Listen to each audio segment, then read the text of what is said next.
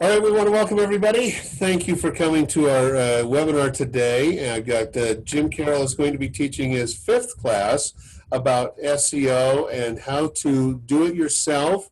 We're excited to hear the last two episodes. So today is number 5, and in 2 weeks we'll get number 6.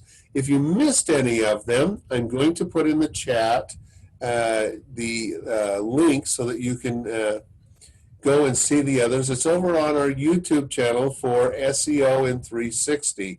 So if you don't see the chat, you can go to YouTube and look for SEO in 360, and you will see all 6 of those when they're all produced. I'll have today's up tomorrow. Not that it really matters, because if you're seeing it online, you'll know it's already up. So there you are. So I'm going to turn it over to Jim, and we've introduced him several times. So the only thing I'm going to tell you today is he doesn't like his socks mismatched. Give away my big secret, Boyd. I'm sorry. Well, now it's out to the world to see forever. So I'm going to turn it over to you. Thank you very much. And we're going to give you all this time for you to teach us. Thank you, Boyd. Earlier this week, Boyd and I were on a conference call with another colleague, and it kind of came out that I have this OCD thing about socks, and it drives me insane to have mismatched socks. So maybe that's why I'm good at what I do. I don't know. It was absolutely crazy that it came out. I don't like my socks mismatched. So at any rate, we will start sharing. Okay, so this is the 5th in the series of SEO checklist.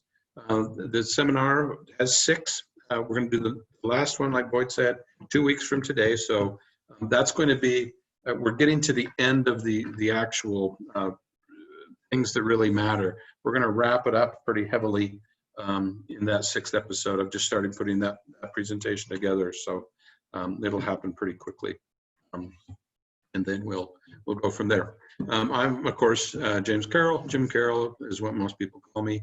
I own a company called E2 Total Solutions, and you guys have heard the story, but Boyd's the one that compelled me to put together this checklist and this series of seminars. So you have to Boyd to thank for this, basically. So over the last couple of weeks, we've covered a lot of things. We've broken new ground. We've done some things that were pretty mind-numbing as far as mechanics of how you do each one of the functions, or the weekly functions that I want you to do as far as optimization goes. Last week, and I kind of title the last week. So last week, I said that we suddenly started to put all of the links in place. They're all starting to fall in place. You guys may by now have seen there's a real pattern to some of the things that we're going to talk about. And certainly later on in this presentation, I'm going to draw some of those connections together for you. So last week was a lot to do with linking and the importance of linking. This week, you're going to see how those links start to fall together. This whole program has been called Jim's list of my top 70 SEO functions.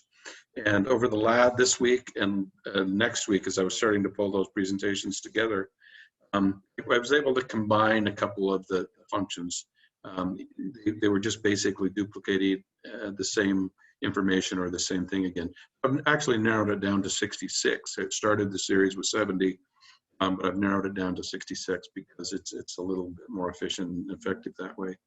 I always have a graphic at the bottom of this slide, and this week has a lot to do with mobile, and the world is changing, and it's never going to go back. I'm famous for kind of that being one of my quotes, is that it's never going to go back to the way that it was. We've been shut down with COVID. Now the business and industry starting to open back up. They're opening up in a completely different fashion than they were before. Whether you buy into the political aspect of whether it was COVID was real or not, I'm not making a statement either way. I'm just saying that mechanically, It has changed the way that we do business. Structurally, it's changed the way that we do business. And I'll expose you to couple of things a little bit later on about how that's true and why that's changing. So this slide has always said that the only real search engine is Google. And so my question kind of today is a little bit more compelling. It's not a statement that the only real search engine is Google. It's what is a search engine? And the answer to that question is voice search is becoming more and more prevalent. And, we've all got, Alexia or Siri or Hey Google or, the Microsoft products.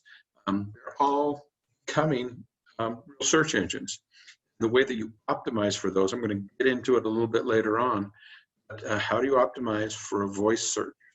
And it's an area that Boyd's known me for years, but I've been stating for well over a year that that's the next direction that we need to go. And there's very, very specific information on how you get found in voice search. What if your business, what if Lisa's new business that she's launching suddenly be found on voice search? Would that give her a competitive edge over the competition? If she's starting a business, and I don't want to misstate it, but it's effectively a business coaching enterprise. And if you could say, hey Google, who's a business coach in Salt Lake City, and she came up, that would make or break her business. She'd be so busy that she couldn't stand it. So we're going to talk about that a little bit later on. So when you ask the question, is Google the only search engine? I want to throw out a couple of other ideas for a second. Facebook and Instagram are becoming search engines. Google, excuse me, not Google, but Facebook actually migrated away from keyword searches a few years ago, and then now they've migrated back. You can search for stuff on Facebook with keywords, and they're actually being considered by many people, mostly the younger generation, as a actual search engine.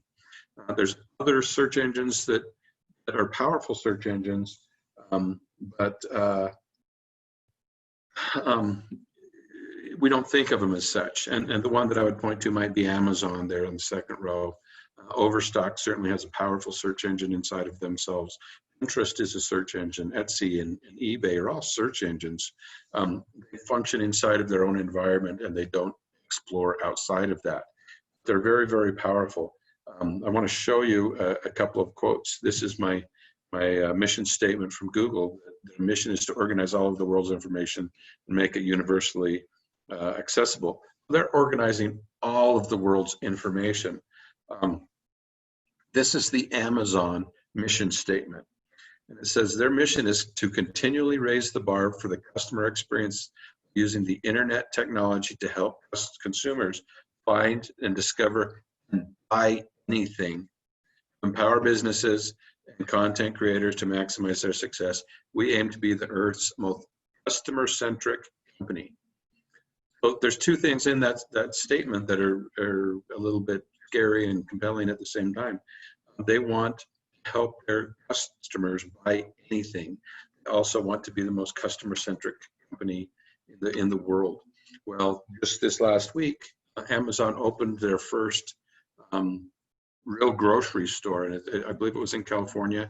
They have carts. The carts will point you to what aisle the stuff is on. By the time you load the cart, you don't have to go to checkout because everything's automatically scanned as you load it in the cart. There's UPC codes that are being read. You just bag it up and get in your car and leave. It's obviously billed through your Amazon account and everything. So that's really changing, or I should say, raised a lot of eyebrows with companies like Kroger and some small local companies. There's one called Lee's Market, and I guess they had it on the back burner already. They're now deploying the same sort of thing. You can go in, buy stuff, throw it in your basket, and check out without ever talking to another person and not scanning it yourself. You just, by putting it in your cart, you can actually leave the store, and it's all taken care of and billed to your credit card, whatever. So Amazon continues to fundamentally change the way that we shop, we buy things, and find things. There's almost nothing I would guess that you can't buy on Amazon. So is that really a search engine? That's kind of an interesting question. So think about that. And we're going to talk more about what is a search engine in just a few minutes. So when we come to actual optimization, this is my pie chart, and we've beat it into the ground a little tiny bit. There's three components that I care about. One of them being, I have a whisker that's driving me crazy. One of them being the on-site content, which includes blogging, metadata, H tags, descriptions. All of that is architecturally belongs in the on-site realm. There's link building, which is kind of off-site optimization, if you'll think about that. That's where somebody owns a similar type business might refer their customers that are visiting their website to you. That creates an inbound link to your site, or a backlink away from your site to another site. The point is that that carries a lot of weight with Google, because that client is willing to take his clientele, and he cares so much about your business that he's going to refer his customers to you. That's a real positive vote of confidence that they're going to throw clients, your direction with a link. And then, of course, social media speaks for itself. It continues to change the landscape and change the way we do things. I kind of threw out the idea that Facebook and Instagram might even be a search engine. YouTube is absolutely a search engine. It's owned by Google. But at the same time, I gave you a quote a couple of weeks ago that 100% of the 12 to 18-year-old crowd goes to YouTube once a week and searches for information. So if you're looking to find a client base of people that are up and coming, that are growing into becoming consumers, that would be the 12 to 18-year-old crowd. So think about that. They're using YouTube as a search engine. That's where they're getting their information.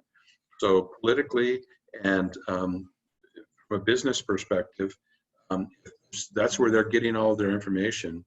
And there's no real, very little, I would say, guidance as far as is it accurate information, but that's where they're consuming their information or getting their information from. So if you want to affect the thought process and the minds of that generation, have some YouTube videos. I mean, it's a little scary and compelling at the same time if you're a business person and you want to have some up and coming businesses. So I'll just run through the first 12 steps real quick. It was all about having a Google console, setting up webmaster tools, having an SSL certificate, creating robotext files, and having no follow pages.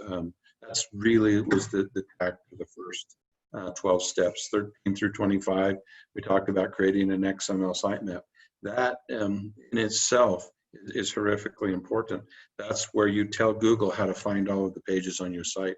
And Google can index them and rank them accordingly based on their value. So having a map help Google rewards you basically for helping them out. So that's a great thing that we learned in this particular lesson, which was 13 through 25, of course. We wanted to makes everything about this session was to make things easy for Google, leaving breadcrumbs, having favicons, using lazy loading things with WP Rocket, help them load faster, help Google find them, use of canonical URLs, and having an XML sitemap. This was all pretty straightforward stuff. It's really important. If you're helping Google, they're going to reward you for doing that sort of thing. Steps 26 through 38, it was about optimizing your descriptions. It was about following the EAT criteria. It was about having H1 tags, using the verified targeted keywords. This is also just stuff that basically makes it easy for Google to render your site or rank your site in appropriate fashion.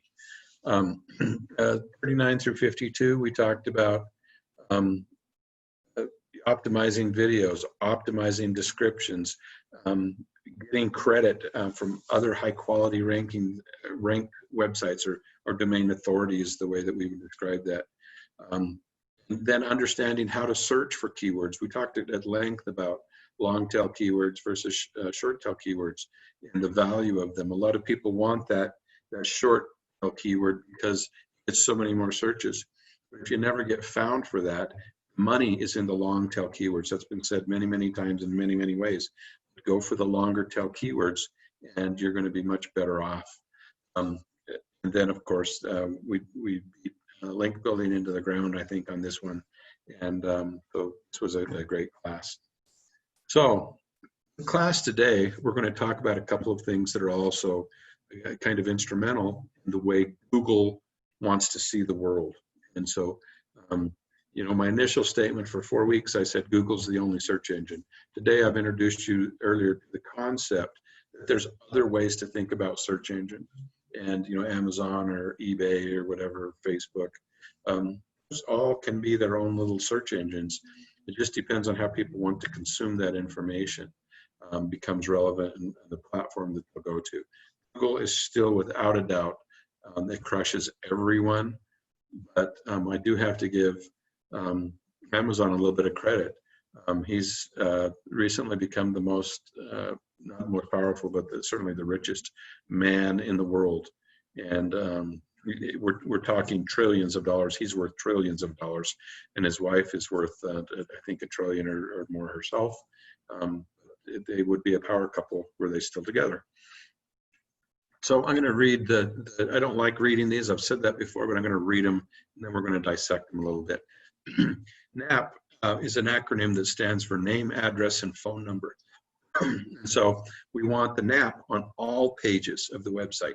There's a couple of different ways that we can accomplish that, which we'll get into in just a minute, excuse me. And the second NAP information, we want it consistent on all channels and directories. 55 is that we want to add an interactive Google map to the contact us page is usually the normal place where that would go. And 56 is important. You absolutely positively must have a Google My Business page. Your site will never get listed or ranked in an organic search if you do not have a Google My Business page. There's a lot of clients that I bring on these days. They don't even know what a Google My Business page is. And so when I educate them and say, look, you must have this, they didn't know that they weren't being found. When they search for themselves and their cache from their own computer, pulls up themselves up because they've already been to that website. So they think, oh, they're being, you know, rendered by people that are searching. That's not factual. You must have that Google My Business page to be found in an organic search. And no matter what kind of keywords you have in, what kind of descriptions, you'll never be found if you don't have that Google My Business page. That is horrifically important. You need to use schema data to give as much information about to Google about your business so that they can rank you appropriately. Register your website on all directories and the Better Business Bureau. We're going to talk a little bit about where all those places can be that you actually want that to happen. And then, of course, reviews are horrifically important. We want to encourage and reply to every single review on both Google and Facebook. I'm going to talk about that. Then seek mentions from local, national papers, industry-specific publications, and all those types of things. So every good bonus, or every week we have a bonus little bit. And today's obviously is going to be voice search. I put that slide in there, I think, for Boyd. He's a big Star Trek fan, and I think that looks like Scotty a little bit in there speaking into a tricorder. I love that, yes. That looks like Scotty, doesn't it? That is, and it's from the movie Star Trek, The Search for Spock. Yeah, so there you go. That's for you. Wait a minute, no, I'm sorry, it wasn't The Search for Spock. It was actually the one where they come back in time and they're trying to save the world again. Oh, okay. With the whale, I assume. Whales, yes. Okay. All right. Well, that's in there for you. So there you go. But you can see that voice search is going to be our little bonus bit for today. So what's important with this is there's a series of the next 3 or 4 slides. We talk about different ways to accomplish SEO.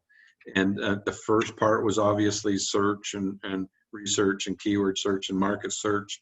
The next couple of slides, we talked about on-page mechanics and general mechanics and how to perform. The site should perform. Is it fast enough? Are you using an SSL? All those things matter. There's not one thing that really escapes the purview of Google. And people challenge me on that sometimes. But Google knows how long you registered your domain for. So think about this for a second. If you run your business year to year, and every year you you get a notification from GoDaddy or Enom or whoever, where you buy your domains, and it says, oh, that's about to expire, do you want to renew it? And then of course you renew it, and you renew it for 1 year. That tells Google that you think you're going to be in business for exactly 1 more year. So Google doesn't want to rank you as high as somebody that maybe has registered their domain name for 20 years. Google might think that you don't have an address and you're registering your domain for 1 year. You're probably running your business out of the trunk of a car, as opposed to a brick and mortar that registers their domain for 20 years. So all of those things play into the way Google ranks a site. So if I, new companies, it's hard for me to convince them that they want to register their domain for 5 years or 10 years. But money's a little bit tight when they're starting a business. But you get that much more bang for your buck. The optimization, if you have a 5-year registration than a 1-year registration. So think about that. It's all of these things that Google pays attention to that are part of the preview of what it is Google wants to see. And all of these things on this particular slide are off-site things that affect the way that the site's going to render. And you guys can look at this, and every one of them, if you start to apply a little bit of logic, it's going to say, oh, well, gee, that makes perfect sense. We're using hashtags in all of our social media posts. Of course, you're going to get more credit with Google because you're effectively helping people navigate whatever topic it is that you're talking about, appropriately using hashtags. And I can talk about any one of these things for more time than you'd like to consider. They all are factors. Everything else is a factor.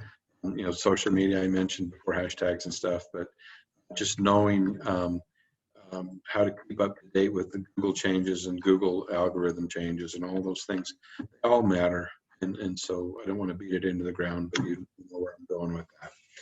So the big question, I've been stating this for the previous 4 weeks, it's how do you make changes? And I gave you every week a new slide on how to make changes. And places that you would go, maybe people like a programmer that you might deploy, help you make the changes if you physically don't feel up to changing a little bit of code or installing an XML sitemap. Anybody, not anybody, but everybody that's a programmer can easily do anything like that. Those are pretty simple tasks, but if you don't feel up to it, you can hire probably your next door neighbor's kid. I hate to say that, but you probably can put in an XML sitemap for you. But here I wanted to start, we're twisting our tact a little tiny bit and reconsidering what is a search engine. Well, I'm going to ask you to reconsider different ways or why you would want to change your website or update your website might even be a better example. And it's going to be focus group. Where can you get good information from a focus group?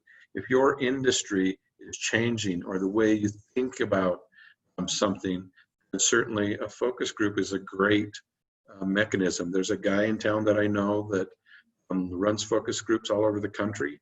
If you contact me, I'll be glad to do in connection with him. But you can go to him and say, why don't you run a focus group on this question about my industry? And I know that frequently the results that he gets are not what you would expect. So it's kind of a way to think about things. You might be affected by your competition. The reason that you have to make a change is because your competition is evolving or changing. So you have to stay ahead of that curve and stay relevant, basically, by responding to your competition. So that can be something very important. technology changes sometimes affect not just internet businesses, but there may be a technology in the way that the manufacturing process works. And so you can take that, rework industry-specific technology and market yourself better because you now are the most advanced in your field or in your industry. That's the flip side of that, of course, is that you've just become outdated, or the way you do things have become outdated. I will pick on Boyd in just a minute. I love to point to the newspaper industry a little bit and say, they're outdated. And this is kind of funny, but I have a little bit of history with printing. And I remember telling one of my print salesman, he was a paper salesman is what he was. And I told him, I said, I'm going to start an internet company and put you out of business. There's going to be no need for paper. Unfortunately, I was wrong a little bit. We're still using a lot of paper. But, it really shook him up. I would make a statement like, I'm going to go into an industry and put you out of business. And that was, 25 years ago or more. It really shook him up for a couple of days. So beliefs, that's, I think, spelled wrong. But beliefs are reality. And anything that a consumer believes is going to be their reality. So sometimes it's real and sometimes it's not, but they affect how you will be viewed. Therefore, they're going to affect your business. Maybe somebody just invented a better mousetrap. Boyd and I are in the process of putting together a better mousetrap right now. And we're going to compete heavily with some real power players. But we want to do that because we think it's the right thing to do. They are pushing the envelope as far as marketing dollars or receiving income. We're going to not compete with them as heavily on the way that they do that by providing exclusivity to our clients. So that's something that's up and coming, and we'll probably share more with you about that as we go. A/B testing is one of the best ways to affect why you would want to make a change. And if you do true A/B testing, run the same ad, the same offer, basically, with two different sets of graphics, different times of day, whatever it is that you test. You test an A mechanism against a B mechanism. One of them is going to perform better than the other. So then you go back and dissect a little tiny bit. Why is that a better time? Why is that a better ad? Why is that graphically performing better than the B ads performing better than, say, the A ad? So if you're not doing some version of A/B testing, you're probably missing the boat, because if you just create a Facebook ad and run with it, you never know what's going to really happen. So I think that these are all good things. Why you would want to make changes to your marketing, your website, your social media, the way that you do business. These are all really, really important things to consider. So we'll jump right into the steps right off the bat. And this particular slide had a lot to do with name, address, and phone number. So, and then the second part is NAP information should be consistent across all channels. So the center of this slide right here, you can see that there's a name, which is Big Oak Inc. You can see that there's an address right here in California. You can see that there's a phone number. Then by adding this bigoakinc.com under the appointment schedule, I talk, anybody that talks to me probably gets tired of listening to me spout about links. Links are so horrifically important, and they were in the beginning of Google, and they still are today. Just by putting their business URL in there, they created a backlink to themselves. So this particular company, by having a name, address, phone number, and then they've also created an additional backlink to them. The background slide here is a list of about 70 different directories. This is a slide that I pulled last night out of one of my clients. That is, you can see how many of them are live. There's maybe 6, 8, 9, and 9 deep, or 8 deep, 6 deep, and 8 across. Those are all the number of live links that they have on all of these directory listings. These are still being processed for a couple of different reasons. But, you know, they're not a bank, for example, so it would be a little bit of a stretch to think that banks.com is going to have a directory listing for them. Google will look at all 70 of these directory listings and want to understand why they do or they don't have an actual listing. So steps 55 and 56 talk about a couple of things. You have to have a Google map, which is this map here, and then you absolutely positively must have a Google My Business page. So these two slides are a little bit backwards, but I did a search last night for BP Media. And so you can see that I'm not searching for bpmedia.com, I'm searching for a company, BP Media. So as soon as I search for that, obviously there was a paid advertisement, bp.com, I have no idea what they are. But then the first organic search that came up was BP Media, your marketing expert, and then bpmedia.com, grow your business. You know, those are what should render. I'm searching for BP Media. Both of those organic searches are absolutely on top of what it should be. This thing that you see over on the side right here is, of course, Boyd's Google My Business page. So you can see that it's the BP Big Picture Media. It's not Peterson. He keeps trying to convince me of that, but I'm not sure it's true. You can see, you know, hours that he's open. He obviously wasn't open at 9 o'clock last night.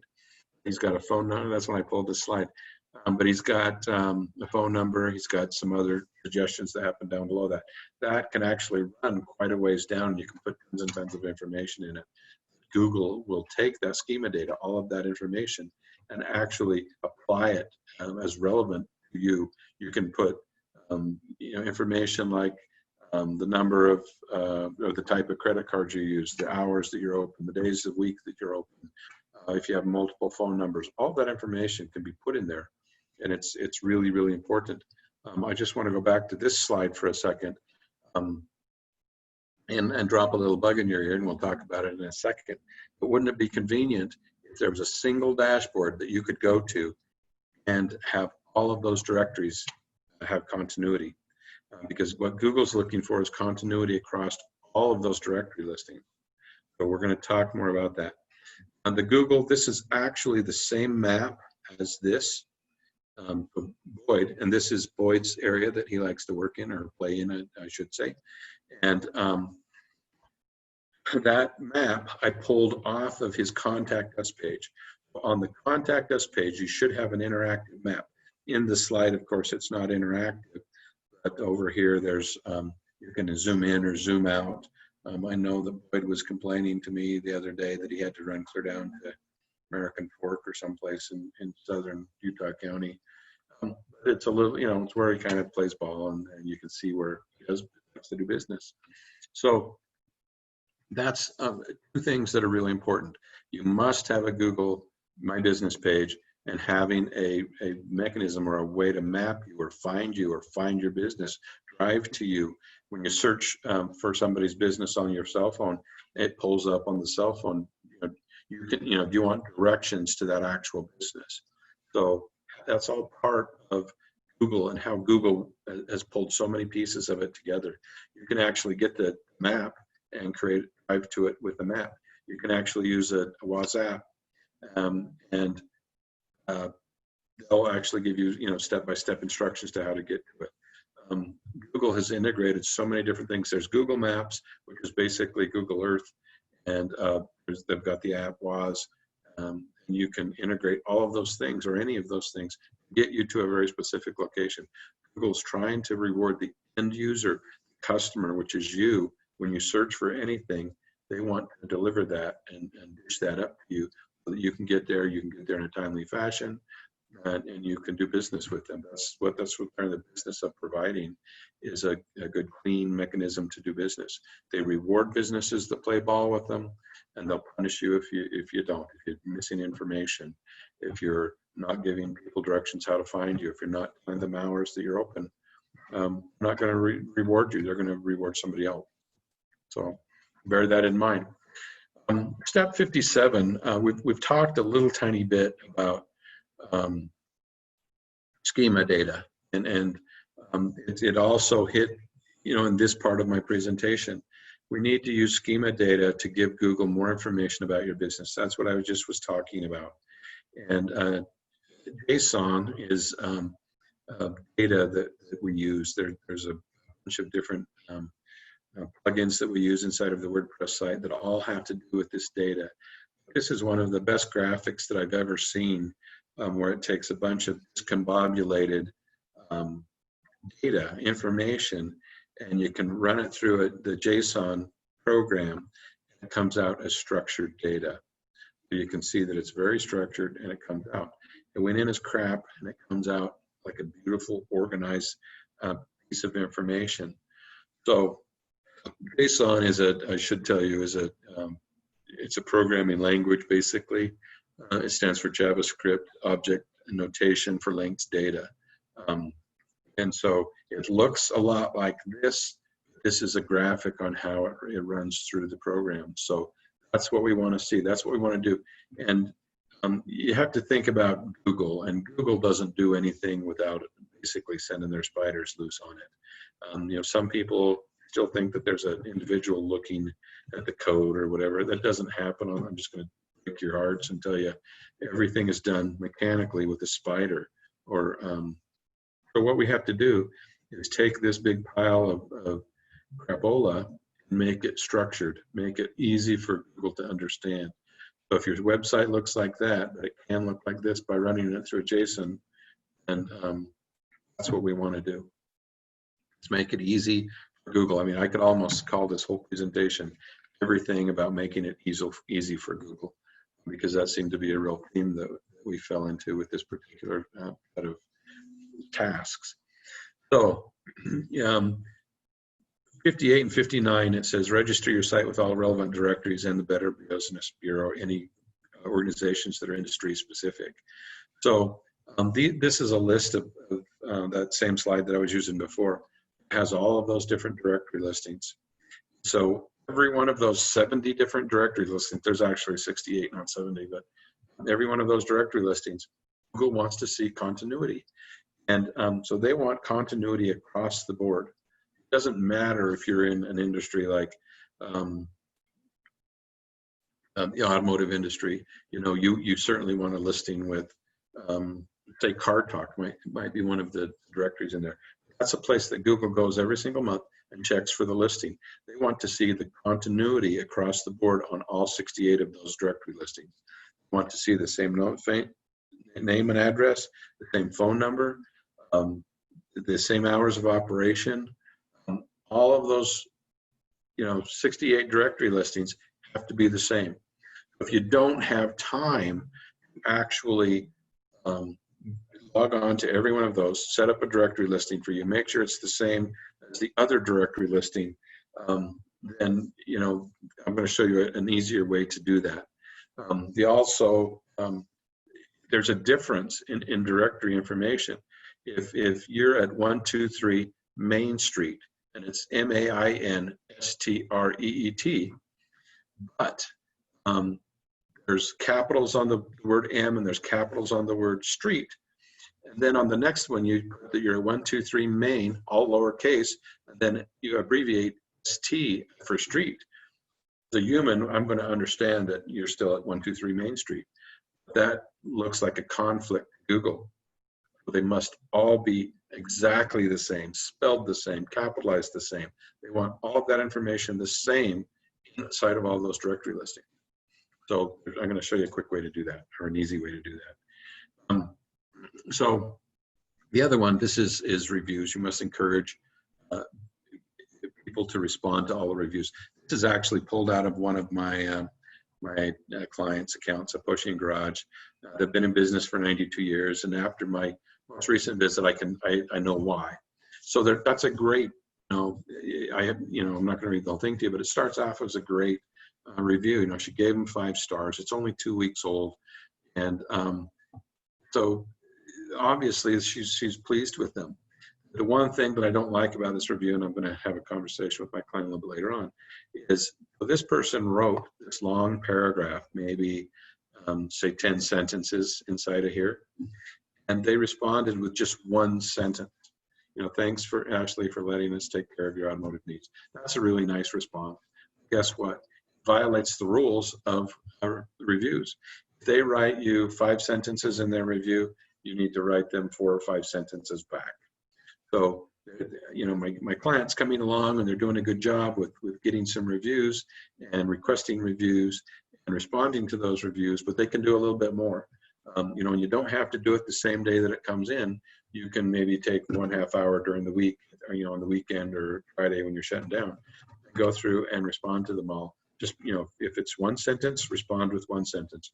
If it's 5 sentences, respond with 5 sentences. That's how you're going to get the biggest bang for your buck out of the entire review process. So step 60 is seek mentions from every local and national press, including specific public industry-specific publications. This is one of the mechanisms that I use, the top secret mechanism. I'm giving you away my secrets now, is that you get a link, basically. And I used these 2 slides. They were kind of fun for me. I might be one of the only guys that that can actually run a original Heidelberg windmill press. When I was, I don't know, maybe 19 or 20, kind of cutting my teeth in the printing industry, I ran multiple presses, but that happened to be one of the ones that was the most fun, the most dangerous by any stretch of the imagination. Before I was done inside the printing industry, this is a 60-inch 6-color, and I was lead pressman on a 60-inch 6-color. That particular press happened to be a packaging press. But the point is that all of the newspapers, all of the specific publications, and this is where I wanted to give Boyd a little bit of a hard time, was that every one of those publications that you see there have come out with an online version.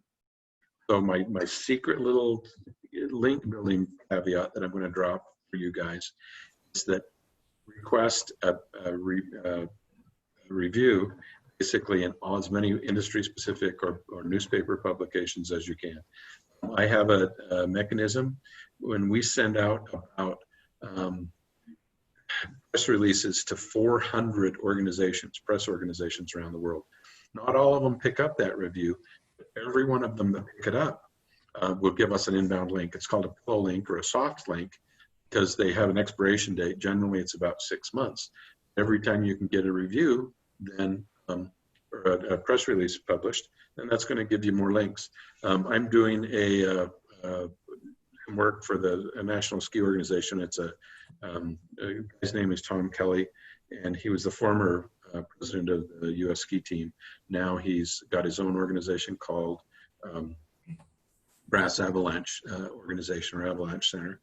And he lost 2 of his really close friends in an avalanche. So his whole organization is about educating the public on avalanche safety. And so we've started, in fact, just this week, we released our first series of press releases, and then we're going to do 2 a month from now until December. So by December, he's going to have, maybe 1,500, 2,000 inbound link to his website. And then next spring, they're all going to fall off. They'll diminish a little tiny bit over time. And, late next fall, this time again next fall, we're going to start sending them out press releases again. So we've got this ebb and flow that saves him a little bit of money during in the soft months, builds up his link building strategy in the hard months, which is a great way to go about things as far as building links. And if you want to know more about press releases, then certainly give me a call. I'll be glad to talk to you about that. Okay, voice search. This is voice search continued, and I'm getting right on time, so I'm going to run through it pretty quick. Voice search is really, really important to me. Search engine optimization in general is important in my industry. Voice search is the new up-and-coming thing, and I'm deeply concerned about it. If we're going to be able to optimize for it, if Amazon owns Alexa, and I can't optimize for that, how is anybody going to show up in a search in voice on that particular device? The same thing's true of Microsoft's device or Siri or whatever else. Here's some facts about voice search that I wanted to share with you. The average voice search is about takes about 4.6 seconds to get results. 70.4% of the results in Google are pages that are HTTPS. So that's important that you have that HTTPS, or that's a secure socket layer. They're only 29 words in length. The schema data may not play a role. This was when I was doing my research. It's really surprised me that the schema data doesn't necessarily affect the search result. Authoritative domains absolutely do. So if you have an authoritative domain, you're going to show up better in the voice search. Contents with high level of social engagement tend to perform better. So if you have a really active, I'll be happy to hear that. If you have a really active social media campaign, then you're going to show up better in the test result or the search result. The average voice search was written at the 9th grade level. The average word count of a web page that gets results is 2,312 words. You guys have heard me bitch a lot about, having enough content for Google to digest that information or understand what that information is about. This is absolutely no different. 2,312 words is the page word count for results that get the best ranking. Sites that rank highly in desktop are also very likely to appear in voice search about 75% of the time, and 40.7% of search results came from featured snippets. So we've talked about crumbs and snippets. These are all the snippets that we put in the top of that search. The web page search is what I should say. 40% of all those are coming from a snippet sharing sort of thing. So those are all things that affect voice search. I'm deeply concerned with it. I have an appointment tomorrow. There's a company out of Boca Raton. That's all they do is voice search result. And so I'm going to have a long meeting with them and discover more. I've been on a quest for about a year to get better information on this. We might actually have a little mini seminar on our series on voice search when I get more information. But discount it. I mean, I want to say this. I want to say that people are lazy. So if you can hold up your phone and say, Siri, where's the best Cuban restaurant in Salt Lake? And you get results. It's going to be easier than going to your computer, going to your tablet, going to your laptop, and finding those results. If you can do it from your phone with a voice search, it's easy to see why that's the up and coming. That's the wave of the future. So we need to make sure that we can all be found for the appropriate businesses or whatever on voice search. And it's I don't mean to be derogatory when I say people are lazy. It's factual. The Occam's razor theory states that the simplest solution is always the best. The simplest solution to a search is not to go find your laptop and do a search there, but to use your phone. So it's definitely happening. So tip of the day, of course, is to spy on your competition. If your competition is winning the SEO battle, what are they doing right and what are they doing wrong? What are the keywords they're deploying? Where are they using their marketing? There's no harm, no foul in copying somebody that's being successful. That's a standard rule of business. It's been for decades and decades. Emulate somebody that's winning the game or is being successful. Search engine optimization. Oftentimes it's hard, sometimes repetitive, but it always pays off. And I've used a great big green dollar sign there. There is a start, there is a finish. As soon as you think you're at the finish line, guess what? You have to restart the process. You measure it, you adjust it, you remeasure it, and then repeat. When I say repeat, you go back to measure, adjust, remeasure, and then repeat. It's a never-ending process. If you're at the top of the pile today, I guarantee 2 weeks from now or a month from now or months from now, you're not going to be at the top of the pile. You're going to be position 5 on the first page or the second page even. But you're always having to work on that and hone those skills. Change your metadata, change your information, update your description. All of those things you can always be working on. I would recommend that you take a given amount of time every day or every week and work on them. You're never going to be able to digest all of this information that we're giving you in this series in one day. So it's going to take some time, but it's worthwhile if you do continue to work on it. In total transparency, seminar is sponsored by E2, BP Media, SEO and 360, Reputation Revolution, Bank Code, and My Local Pro. Pay attention to My Local Pro. You're going to want to know a lot more about that, especially any of you that work in the trades.